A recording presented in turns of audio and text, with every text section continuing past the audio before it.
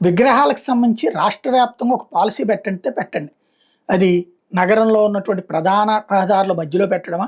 లేకపోతే ఊరి చివరన పెట్టడమా? ఊరి ఎంట్రన్స్‌లో పెట్టడమా? ఇది. అంతేగాని ప్రతిసారి ఒక్కొక్క విగ్రహానికి ఒక్కొక్క ఫార్ములా వద్దు. ఎన్టీఆర్ విగ్రహాలైతే తెలుగుదేశం టైంలో ఉండాలా?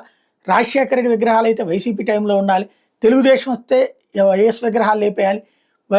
వైసీపీ వస్తే తెలుగుదేశం విగ్రహాలు లేపేయాలి. ఇట్లాంటి దరిద్రపు ఆలోచనలు ఉండకూడదు.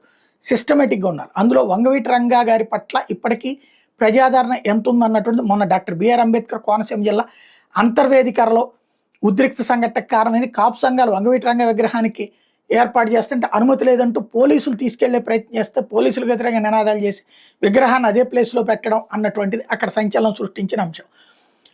ఈ తరహా ఉద్రిక్తతలు రాకుండా ఉండాలంటే కాస్త బాధ్యతాయుతమైనటువంటి అడుగులు వేయాల్సి ఉంది.